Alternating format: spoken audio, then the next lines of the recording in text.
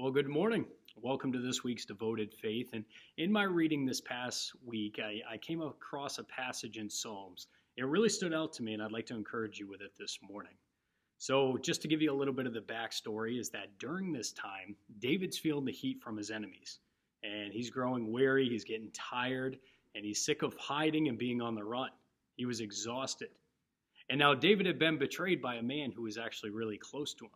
And he and David had actually had really good fellowship in the Lord's house before.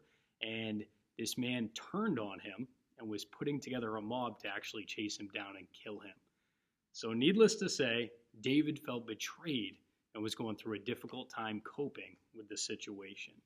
So now David says this in Psalms 55 as he's lamenting about this broken relationship. He says, "Give ear to my prayer, O God, and do not hide yourself from my supplication. Give heed to me and answer me.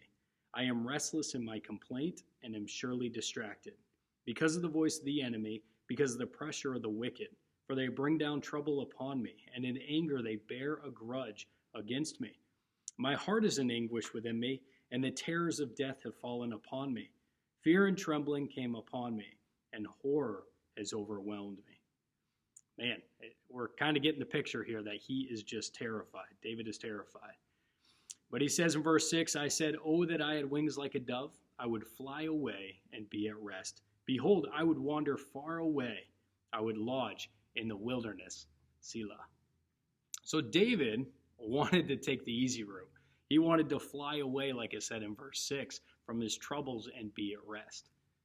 But in verse 22, we actually see that David persevered instead of giving up. So let's check out verse 22. It says, "Cast your burden upon the Lord, and he will sustain you.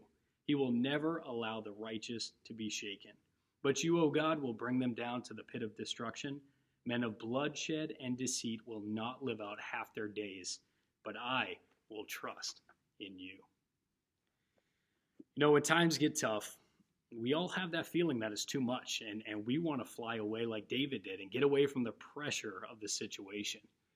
But at those times, it is so important for us to persevere and continue trusting God wholeheartedly, which means we'll trust him knowing that he can see beyond what we see because he has this full picture. He knows what this persevering is going to bring in our lives. So be encouraged this morning to trust him and persevere, and he'll get you through the toughest of times. All right, God bless.